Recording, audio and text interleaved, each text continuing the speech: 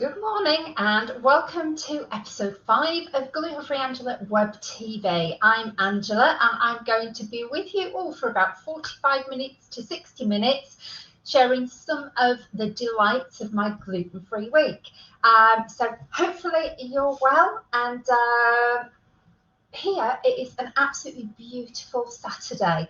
So I must admit it looks beautiful and sunny in the garden. So I've actually been preparing a few things that may go out into the garden in a little while. So bear with me because I got up earlier today and I'm just going to take this out. Now, I don't know if you've ever had a Bundt tin, one of these. So this was a Christmas present. It's a Bundt tin, and I've made a rhubarb. It's a rhubarb cake, but it's going to become a rhubarb and custard cake. But I'm not going to be able to finish it today on this show because this beauty has to cool down. So a huge good morning to you. And I just wanted to show you what a Bundt tin looks like. When you take them out, Bundt cake looks like when you take it out of the oven. But the secret is you have got to let it cool down, but not go cold. And the more it cools, the more it starts to come away from the sides. But once it gets really cold, then moisture seems to come out of the cake. So it's a really difficult balance. But yeah, so I've made this several times, but I'll say I made it with that today. So that's a little treat.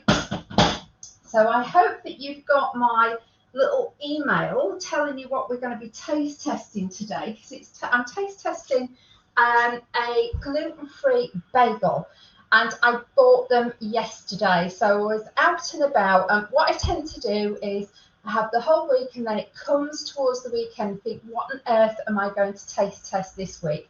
What haven't I tried? What's new? What new shops have I come across? And I try and find a few different things for you. So again, it is something else that I've never had before. So it was a brand new shop to me. And I went in there, and it was actually my mum who spotted, because I went in to buy her things. I just thought, well, I can have the smoked salmon. It was a beautiful little Jewish deli. And she thought, look, they say that they do gluten-free bagels. So they brought them out of the freezer for me. So a huge welcome. And I just want to say good morning. I am going solo today. So my friend Robert, who normally does all the chat for me, he's actually at work today. So wishing him all the best at work today. But I just want to say a huge welcome to you.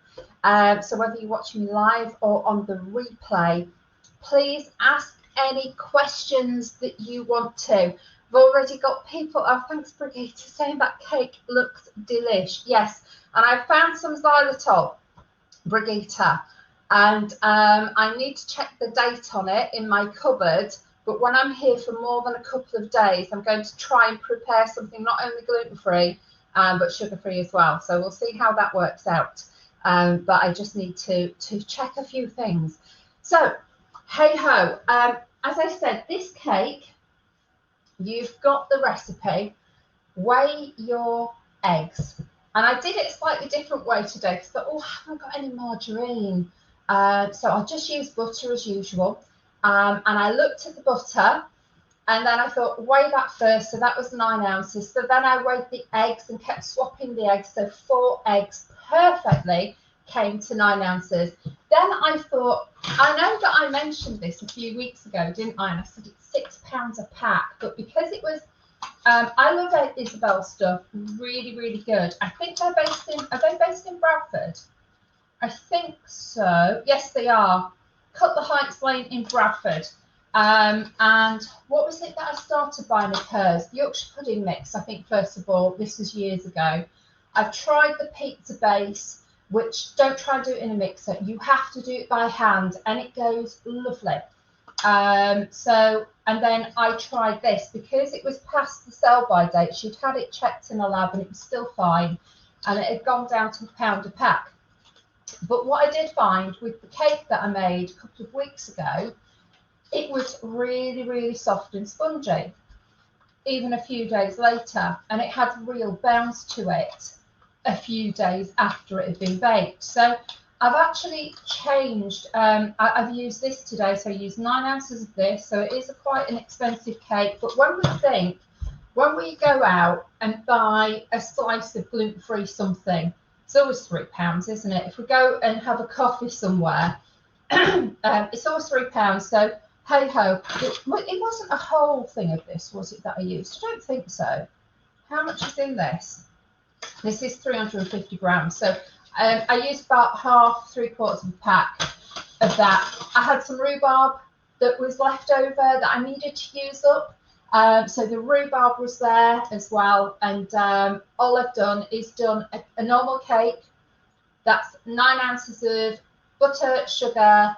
I've used that and 4 eggs. And then I added some vanilla extract. And then I added 2 big tablespoons of thick yogurt. And I added that because what can happen if your rhubarb's quite moist, it will just go gloopy and sink to the bottom. Now, I'd actually had the rhubarb, I've learned the hard way. Your rhubarb is best going slightly dry. So rather than it being really fresh, if it is, use that for a crumble or eat it yourself. But once it's been there for a few days, it's lost some of the moisture, and then it's great. Because what you do is you cut about 4 stems into 1/2 centimetre pieces and then fold that into the cake and then just dump it in one of these or any sort of pan that you have. And what I'm going to do is I will try to cut that in half, but if not, I am just going to load the middle of it with buttercream that I will put lots of cocoa powder in, custard powder in to make it a rhubarb and custard cake. And then I'm going to pipe it along where all of these are at the top. Oops, that's a little bit hot. So where all of these will be at the top, I will pipe in some custard buttercream. And then, of course, I'm going to have sprinkles on top as well. And something I was thinking about as well, I don't know if you're aware, but whenever, you know, the hundreds and thousands and things like that you normally buy to put on cakes, they're an absolute no in gluten-free world. So most of them have wheat flour included. So you can't use these, but something that you can possibly get. And again, just check with the manufacturer, but I use all of these sparkles with gold, glitter, pink glitter in, etc. So I use those instead of the hundreds and thousands. And people always say, oh, glitter. And even if it's for a boy, red glitter, green glitter, dark blue glitter, they absolutely love. So, you know, if you want to keep it, you know, pinks for girls, then you can do, but just mix it all up. Everybody loves gold, everybody loves silver, and just have a profusion of glitter on. And that's really, really good. And it's seen as being quite a lot nicer than the hundreds and thousands, but don't touch the hundreds and thousands. They're not very good for us. Most of them contain wheat, and even the chocolate ones as well that you think would be okay, a lot of them aren't. So sorry to say that those things we have to leave. And yeah, so even if we go out, if you feel like pinching the top of somebody else's cake thinking I won't touch the cake underneath, it depends whether you're hypersensitive or not. A lot of what's sprinkled on top is bad for us. So I'm just going to have a quick look. Morning. Brigitte says, I have never liked buttercream on cakes or pastries, even as a child. That's interesting. I don't like ultra sweet things. I've got a recipe that's going to be in my book, and you use very, very, very little sugar, like icing sugar in it. It's mainly, again, you probably won't like this, but it's mainly butter, a little bit of sugar, and then double cream. And you whip and whip and whip and whip and whip. And what I do is I put in some custard powder, because custard powder isn't actually overly sweet, but I add lots of that. So that's where I get the custard flavour from. Add some vanilla bean extract as well, but I don't like things where the first thing you taste is sugar. And sugar is always the cheapest ingredient. If you think about what they're trying to produce, and they're trying to drive the costs down, the margins down. You see, every time that a company expands, that their margins are squeezed. And sugar is very cheap, so that's why you get this mass sugar hitting things. But I would much prefer to have something more subtle, tasting of cream, etc. So I absolutely agree with that, Brigitte. So without further ado, that's going to be cooling. But I've got something which is a bagel, and that's got to cool down a little bit. But as I said, I went to this little deli. I am going to tell you, I sort of cheated because I've had one already. So what I've got is these bagels. They said I could have as many as I wanted. They're in 4s. And they look like that. And I've had gluten-free bagels before. And what happens normally is they're not very dense. And a bagel should be quite dense. And often what happens is it just sinks on the top. So you have this thing that just is that shaped on top. But these are really, really heavy, really dense. And I did have one for my breakfast earlier. So you can either toast them or just put them in the oven for a couple of minutes to warm on the outside. But I think, 30, yeah, it's 30 odd years ago now. I remember going to Canada, to Toronto. My uncle took me out for brunch. And we went out for brunch and we had the most amazing brunch. And it was bagels with smoked salmon and cream cheese. And if you're gluten-free, that combination you just can't have. Half the bread that we try and eat just disintegrates into lots of little pieces. Or if we try and find a gluten-free bagel, then we cut into it and there's no filling, if you know what I mean. There's hardly any bread left. But I had one of these earlier and it's fabulous. And if you look on top, they are quite dark. But just look at that. You've got little flecks of something. They don't look like sesame seeds, but they are incredible. And I've got everything ready for it, okay?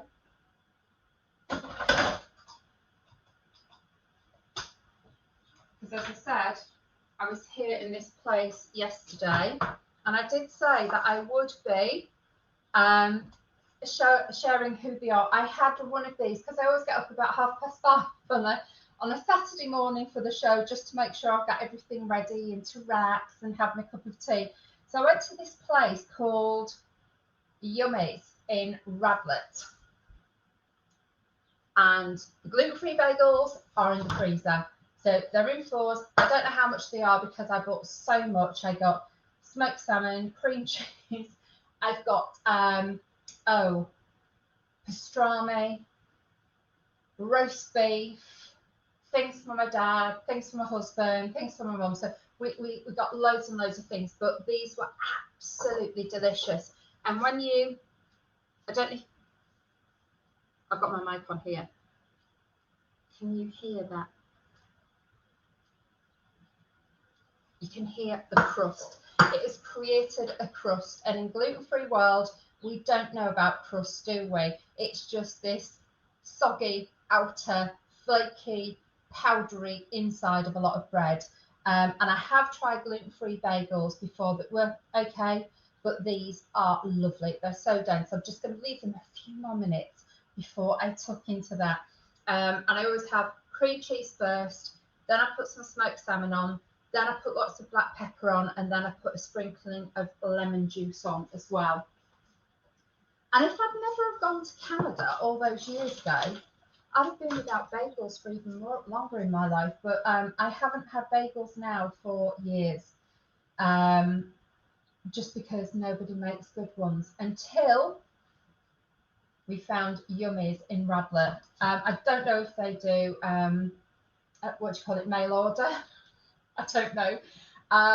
They probably don't. You're probably not in the area, but I'm going to go there probably once a month and stock my freezer up on these because they are huge. They're absolutely delicious. And something that I will say about cream cheese, I'm just going to get cream cheese unless you have to, always go for the full fat. I know there's stuff in the tubs. I find that there's one Longley Farm, which is from Yorkshire. It's really, really tangy.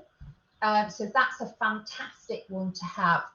This is lovely as well. So if you have any Jewish bakeries near you at all, pop in and see if they do a gluten-free one. So I'm going to wait for that for a little while.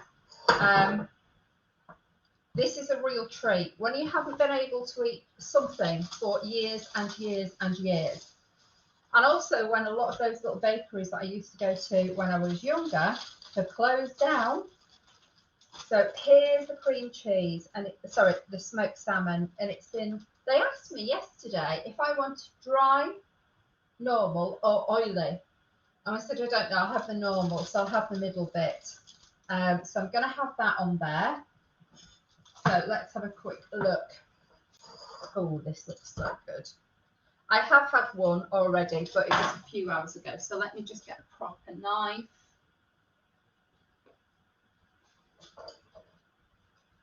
I just spotted my proper knife. It's over here.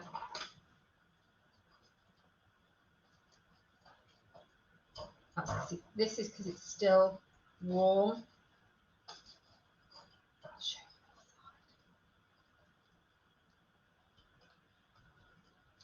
Right. In terms of bagel, gluten-free people will know you don't normally get it looking like that inside. It's delicious. You can toast them if you want. You can do whatever you'd like with them. So this is going to melt a little bit if I put it on. So I'm just going to let that cool down a little bit. But even the difference is every other bagel I've had.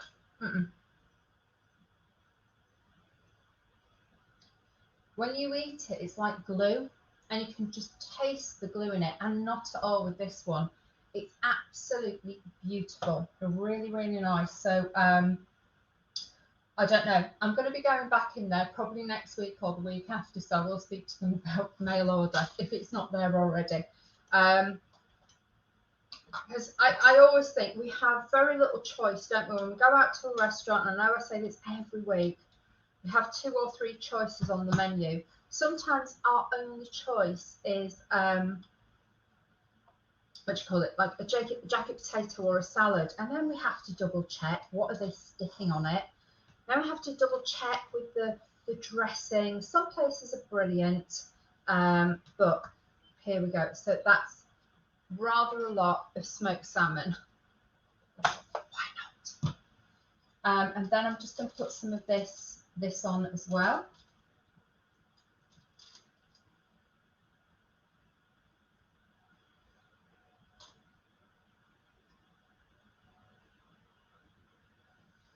I'll savour my smoked salmon.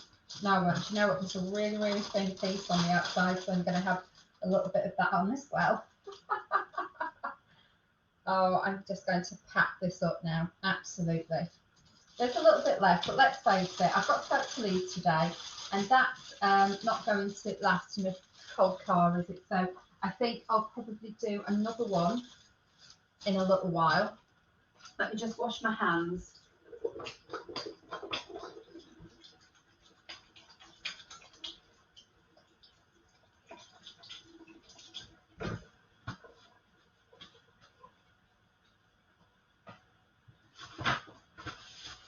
Right, a little bit of black pepper. I don't know how much black pepper you normally have on here. Some people have put salt on as well. And a little bit of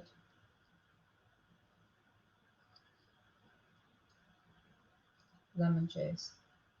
I don't know if you've ever seen these that's coming out. You get these. I only got them about a year ago. And you get 4, the different sizes, and just stick them on the end of something. I need to change the shape now. But I'll show you them. They're really quite good.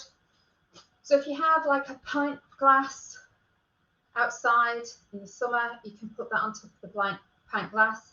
If somebody has a mug of tea, you can put that one on. If you use half a can of something, then you can put that on the top. Although people do say if you have a can of anything, don't put it in the fridge because it can affect what's in there. So I'll just get those two. Right, I'm going to have a taste of this now. I hope you've got something nice to taste as well.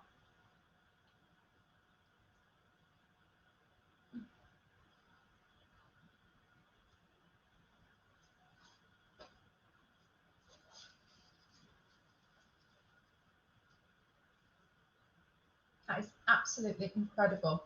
The bagel has got that sweetness to it. It's doughy rather than chewy. It's got a crispy stroke, slightly. They're always a little bit sticky on the outside, so it's lovely. There's something on the outside. I don't know if they're sesame seeds, but if you just layer that up, and if you don't have smoked salmon, you can have cream cheese. You can get vegan cream cheese equivalents from any health food shop and from a lot of our supermarkets now. Just make sure that you sprinkle lots of lemon on there and lots of black pepper, and you will absolutely love it. So I hope that you enjoy that as well. So I'll just see. Anyone got any questions? Let me know, please. So I've never known. Tracy said, never have known. Is that about the sprinkles on top of cakes that have all got wheat in them? Well, most of them have. I think that's it, Tracy. So if that's the case, as I remember things, I will keep on telling you, because it's only because people,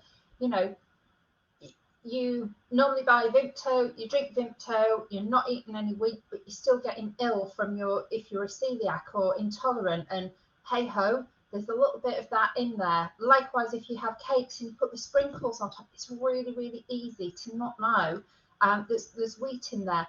The other thing you've got to be careful of as well, this is a big one, glacé cherries, sultanas, all of those. Things that you think will be okay, there can be wheat in the processing. Now, I have no idea why, but some of them do. So just double check it.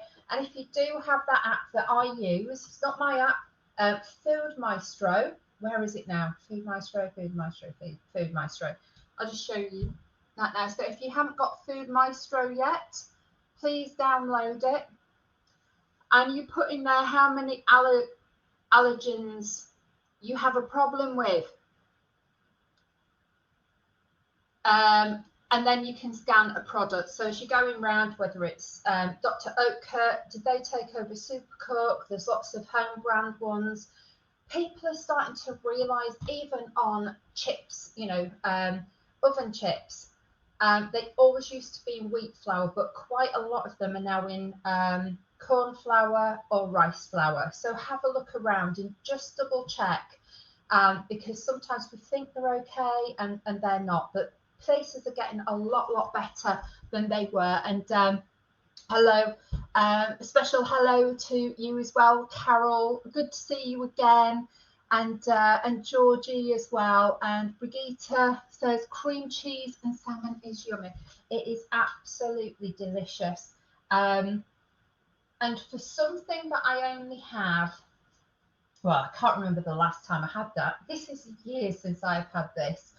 I thought, am I going to go to a supermarket and get it, or am I buying it from this Jewish deli? And I thought, I'm buying it from this Jewish deli. So that's my smoked salmon, nearly gone, and some lovely cream cheese. But what cream cheese I have left, I will put into a cheesecake, and I will make a cheesecake. Because that's the other thing. Jewish cheesecake was always lovely. I remember friends bringing that into work years and years ago. It's always a layer of pastry or cake on the bottom. So again, we can just change that for some gluten-free digestives, or shortbreads are really good. Just smash them all up, put it on the bottom, and you can do what you want with your cheesecake. But I will have a cheesecake recipe as well. I make two that I go to. I make a normal baked cheesecake, and then I make a New York cheesecake where you put the sour cream on the top as well and bake it again. So yeah, we will do that. So just in case you didn't think it looked yummy enough, I'm going to try it a second time. Mm. Mm.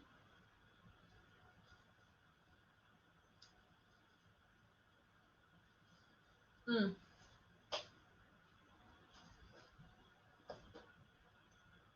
Absolutely brilliant.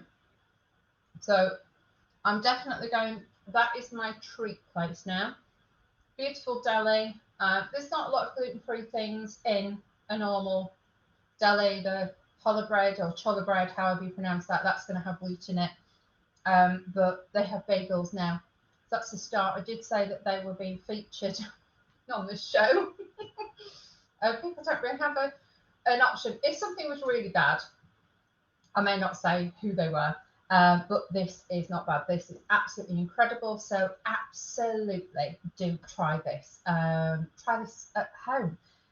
So I will be going, I'll be stocking up the freezer and going from there. So as I said as well, this is another flour that I will recommend, only because after I made it, I thought, taste is actually quite nice, quite springy, and it was still spongy and lovely after a few days. And the difference that I found with the cake was I got holes in there, and you could see those holes, which you can't normally get in a lot of the gluten-free cakes. They're quite dense, aren't they? So that's really good. This is still warm, so there's no way we're going to be able to try and get that out. With these, you have to oil them, you have to flour them, and even then, you expect them to stick. It's just how they are. So we'll see how that goes. And I've got a couple of things taste testing for you. So I don't know if these aren't really going out of the way because that's too good. I'm going to be nibbling on that the whole time. But we've done quite a bit of a feature on Shah, haven't we? And I noticed these chocolate shorts. Well, I love shortbread. It's probably the one thing that I always used to eat when I was pre-gluten-free, and the thing I really, really miss with the coffee. So I thought I'd try those. Then in terms of crackers, I'm really quite disappointed with crackers a lot of the time. I find them quite hard. And this is another one that I absolutely love. So it's rosemary and sea salt. I haven't tried the other flavours. As you can see, I've had half of this.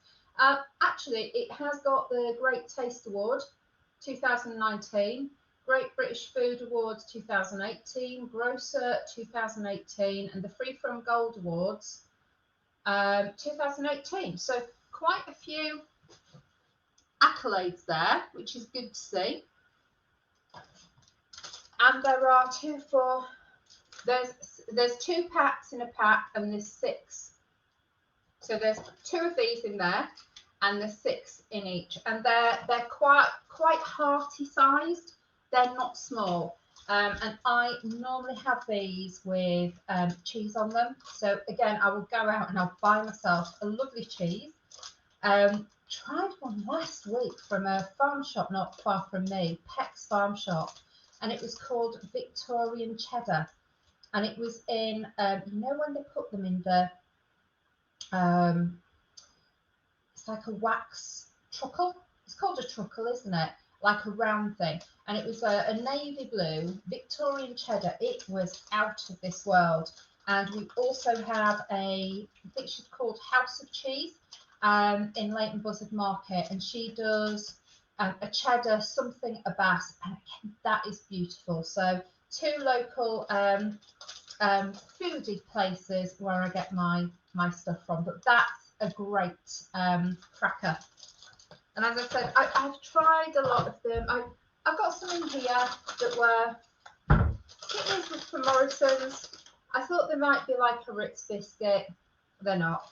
They're okay if you smother them and stuff.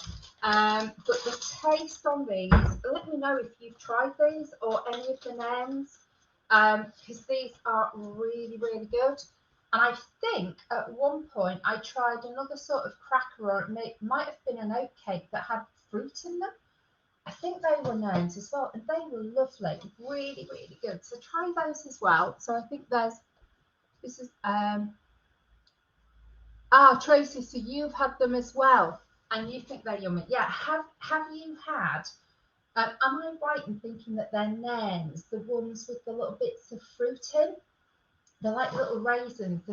And in Yorkshire, where I'm from originally, we always have Christmas cake with cheese. So you have a slice of lovely crumbly Lancashire or some lovely cheddar with your Christmas cake, and it's just delicious. So anything with a little bit of fruit in is great. So let me know if you've tried those, because I don't know which ones they are.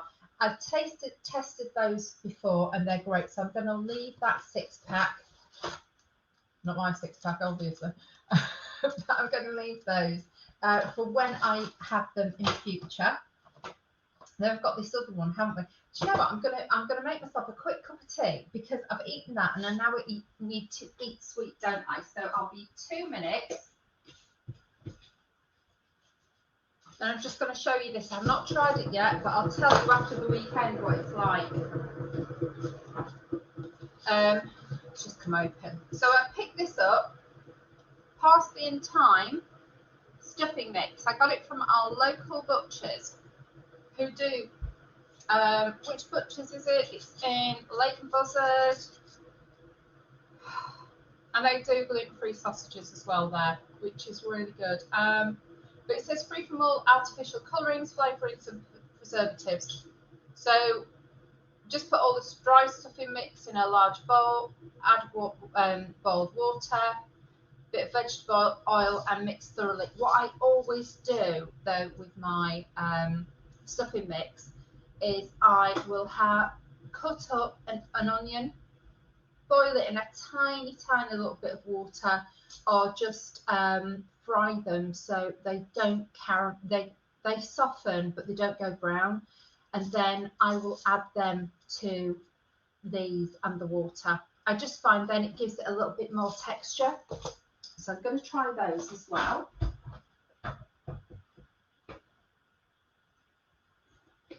Right, won't be a moment, just making my cup of tea.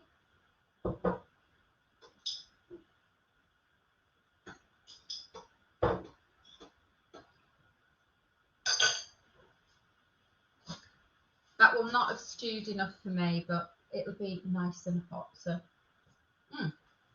so now I have a cup of tea.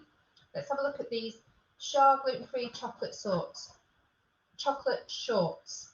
So there is palm fat in there. Again, Shar, please. You can put on the packet that it's from the right source. Oh, these look quite nice. They're quite pretty, look. And sometimes if you've got someone coming around, you just want them to look nice on the little plate, don't you? So let's have a quick look at these. Oh, what are they? Choco Leibniz? Don't know how you pronounce it. They look a little bit like that, but they're a lot thinner. The chocolate isn't as thick either, but let's have a quick look. So it's dark chocolate on there, but I do love this, the fact that they haven't just made a biscuit, they've made a pretty sunrise biscuit with chocolate on the other side. So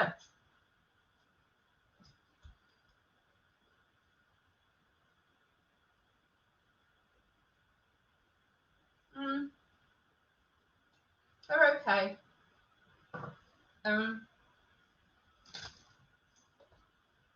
They've called them shorts rather than shortbread. There's a nice, I can taste like a saltiness to them, which is great. But they do taste, let's have a look, is rice flour the biggest flour? Oh no, it's maize flour. I haven't really made much with maize. So they're okay. They're okay.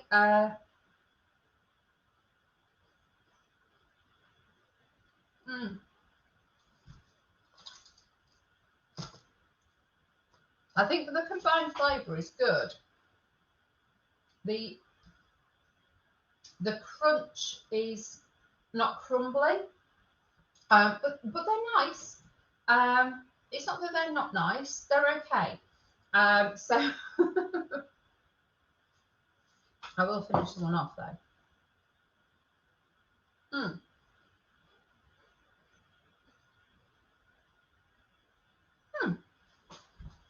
Now, the big question is, would I buy them again? Actually, I would. Yeah, I would buy them again.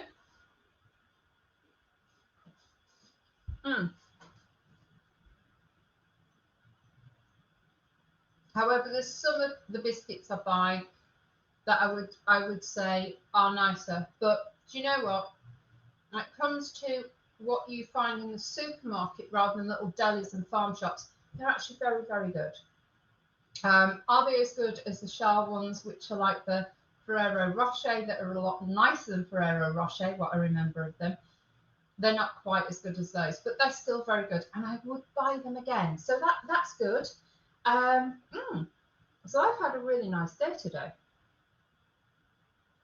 As last week, I taste tested that. What was it? It was the pizza that I wasn't a fan of. Sausage rolls. I'm really glad not to be having sausage rolls, and I wanted something savoury today that I actually liked. So I was really hoping yesterday when I bought these that they were going to be really, really good. Let's have a quick look.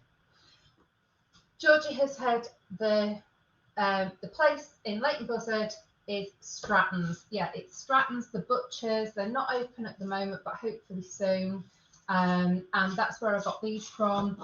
You can get gluten-free sausages. They make them once a week. I think at the end of the week they clean all of the sausage machine down, and the gluten-free ones, I believe, are the first one they make, or they clean it all down at the end of the week and then just make one batch. So it's one of them. So a lot of our butchers are making much nicer things for us, aren't they?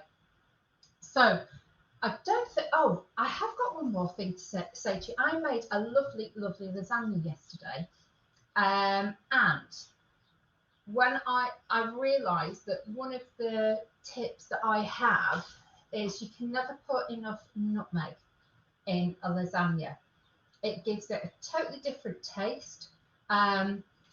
I realised I don't really have red wine in the house, but I did have a little bit of pastis, which is like Pernod.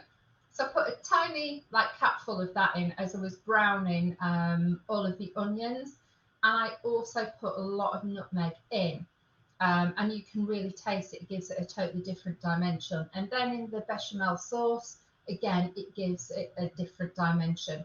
So I made a huge lasagna yesterday. It was really nice. Made it in the morning. I'd made the bolognese the day before. That took about 5 hours. And I used the Marks and Spencer's pasta sheets. It was delicious. So do try them if you haven't already, because there's no pre-boiling required. I can't think of the first time I did that. I totally forgot because I hadn't boiled pasta sheets for probably 20 years. I threw them all in and I ended up with this thick thing that all stuck together. And you don't need to do that. You can just buy the Marks and Spencer's sheets. I do have a massive pot about this big. That's what I use now if I have to boil the sheets. But really, to be safe, you've got to do 2 or 3 at a time. I just find it an absolute pain. So Marks and Spencer's one are very good. If you haven't tried them, pop in there, or just on the back of every pasta thing that you look at. If it's lasagna, just make sure that you don't have to boil them first, because another supermarket may have something that you don't have to. Sorry, I'm just going to have a look at the can't stand Pernod. It tastes of aniseed. I know. I don't actually drink it. My mum loves it. I don't drink it, but in certain things, it just gives a little bit of a different dimension. And I know people use fennel, and I can't cope with loads of fennel, but yeah, it's really nice. But try the nutmeg in stuff. It's really nice. I've used that a few times now. So last time I did my lasagna, I hadn't put the nutmeg in, and I thought, what's missing?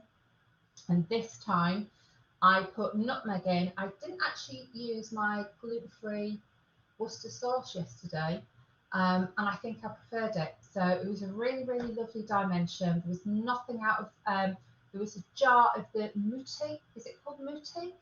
the pasta sauce. I put that in. That's got a lovely taste.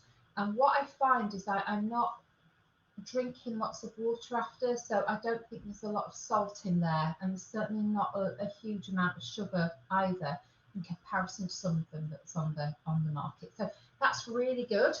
So I'd really like to know what you would like showcased in future. I've had an idea, because something that I do use as well is what are they? Fish fingers. I just think sometimes all you want is a fish finger sandwich with some beautiful, beautiful tartar sauce on top. And I know what my go-to ones are, and I know the ones that I don't like as well. And I've also found some little cod bites as well that I haven't sampled yet, but they're in my mum's freezer. So next Saturday, I think the show will be coming from up north. So I think we're going to be doing showcasing different fish fingers. So on a Saturday morning, I'm probably going to have to try 2 or 3 different types of fish fingers, which could be quite funny. Do you use pre-ground? Georgie's asked, do I use pre-ground nutmeg or do I buy the whole ones and grate? I use those and I grate them. I've got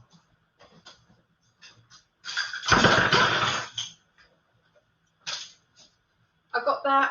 I've got one where you stick it in and sort of grind it. The only thing you have to remember is if you're buying something like that, that's got a spice in, take it out of that and put it into a little pot of some kind. And I keep all my old little pots. For instance, that one had some Turkish chili from Honey and Spice, great little company. So I leave that. And I had some za'atar that had run out, so I just put it back in the pot. If you put it in an airtight pot, it's going to last 2 or 3 months. What we tend to find though is something's been there 5 to 6 years and it no longer tastes of nutmeg. So you know, you can, I tend to do the freshly ground one, but it's fine out of a pack as well. And actually for certain things as well, if you think about cinnamon, I get my cinnamon from Nature's Harvest in Leighton Buzzard. That's absolutely fantastic. But just get any nutmeg. If you're going to use the ground, make sure it's about 3 months old or less if you've opened it, and it'll be absolutely fine. But yeah, I probably put in half a teaspoon first, and then increase. I tend to use a third to half a nutmeg. But then again, I like things quite strong, so that's what I use. So have a go. It's about different blends, different tastes, and I love picking up tips from other people and just think, right, okay, once I have that, if it works, share it with you as well. So if that's all right, hopefully that helped you. Georgie, Brigitte, and Brigitte says the nutmeg and your grater reminds Brigitte of what her mother used. Yeah, they used to. Do you know what? This is so strange. That grater here it must have the logo on it somewhere. Yes, it has. You're not going to be able to see it, but in there it says TCM. And I don't know if you know, there used to be a shop called Chibo. Don't know how you pronounced it. And they were a coffee shop and they had a different experience every week. So sometimes you'd walk in and it would be baking stuff. Sometimes it would be lighting, a little bit like Aldi does, where they have those special buys. So I used to go into the one in Hemel Hempstead. I don't know, is that a Greg's now or a Wenzel's now? But it used to be a cafe. They used to have pieces of cake, sandwiches, lovely coffee, and buy something, might be jewellery. And then unfortunately they withdrew from the UK. And then when I went to Germany, oh, that must be a good 10 years ago now. As we were walking around, I saw a Chibo store. So Brigitte may remind me of your mother's, and she may have one from Chibo as well, which is a great brand. And things that I bought from there, a lot of my pans I bought from there. So they must be at least 15 to 20 years old, and they're still going strong. So they weren't overly expensive, but they were just very good. So yes, the old-fashioned things. What I always think is if your nutmegs are old, once you've scraped off one or two layers, it's fresh in the middle again. So that's why just using whole spices helps you, and they're often cheaper as well because they haven't been ground up. Actually, I don't know how much they were. Let me have a quick look. These are, no, there's no price up. Oh yeah, I think I got about 5 or 6 in here that were, they were £7, but they were from Honey and Spice, and they were Shira spices, Indonesian nutmegs. So I think there were 5 in there. So they were a little bit expensive, but I treated myself and I had a lovely coffee there one day.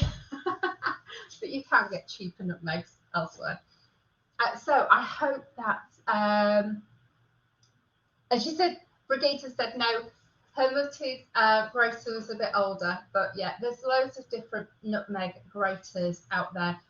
You will probably get one of these given to you if you went to anyone's house and said, I don't want this anymore. So just have a look around.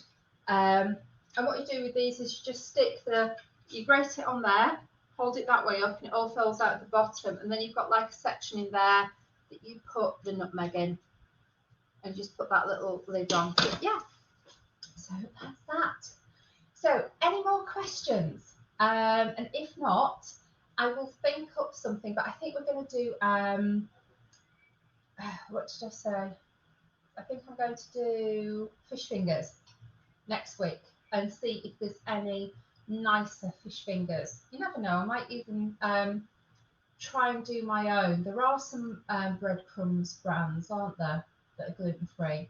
I tend to use my own if I do try and do breadcrumbs, but as I haven't got a blitzer at the moment, and I always think things for a kitchen, you really want to touch and feel what the unit looks like. So I haven't got a blitzer to make really good breadcrumbs, and just because our bread isn't the greatest gluten-free wise, making our own breadcrumbs can be a little bit of a task, can't it? So it's just something else gone in there.